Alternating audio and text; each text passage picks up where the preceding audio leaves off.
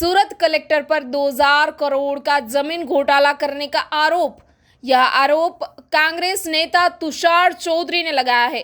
विपक्ष की शिकायत, सूरत में सरकारी जमीन रातों रात निजी व्यक्ति को सौंप दी गई है।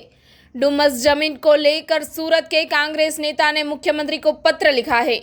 एसआईटी के गठन की मांग की गई है। वहीवटनी बात करती गुजरातनी भारतीय जनता पार्टीनी सरकारमां तत्कालीन कलेक्टरश्री द्वारा लगभग 2,17,000 ચોરસ મીટર જેટલી સરકારી સિર પડતર જમીન ખાનગી વ્યક્તિના નામ દાખલ કરવાનો હુકમ જે કલેક્ટરશ્રી દ્વારા કરવામાં આવેલો છે, એમાં કોઈપણ નીતિ નિયમો નેવે મૂકીને માત્ર ને માત્ર કોઈ ચોક્કસ વ્યક્તિને ફાયદો કરાવવા રાજકીય દબાણ હેઠળ કે ભૂમાફિયાઓના દબાણ હેઠળ આ નિર્ણય કરીને સરકારને લગભગ 2,000 કરોડ જેટલા રૂપિયાનું નુકસાન કરવાનું જે આ કારસો રચાયો છે, એના વિરુદ્ધમાં અમે તપાસ માગી રહ્યા છીએ। આ તપાસ અમે એટલા માટે માગી રહ્યા છીએ કે આ જ વસ્તુની વિવાદ કલેક્ટરશ્રી પાસે 2015માં પણ આવ્યો હતો। તો 2015માં પણ 10/6/2015ના રોજ કલેક્ટરશ્રીએ આને રદબાતલ કર્યો હતો અને યથાવત સ્થિતિ જાળવવાનો હુકમ કર્યો હતો।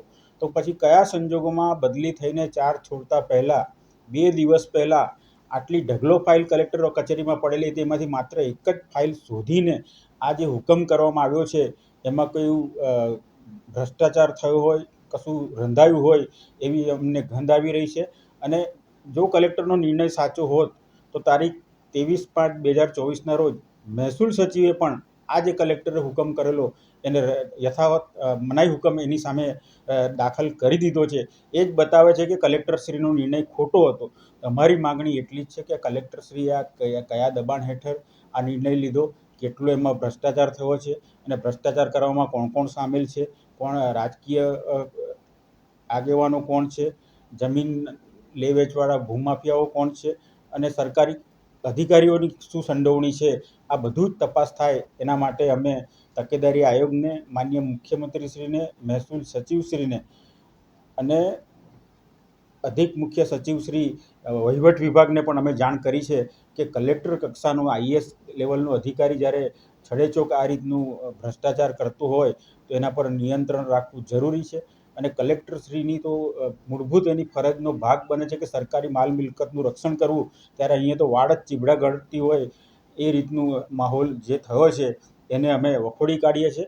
અને આમાં સ્પેશિયલ ઇન્વેસ્ટિગેશન ટીમ એટલે કે સીટની પણ રચના થાય અને ખરેખર આમાં કોણ કોણ સામેલ છે, કેટલા કરોડનો ભ્રષ્ટાચાર થયો છે એ ઉજાગર થાય અને પ્રજા સમક્ષ પણ સાચી વાત પહોંચે અને આ સરકારી જમીન છે એ સરકાર પાસે જ રહે એવું અમે માગણી કરીએ છીએ।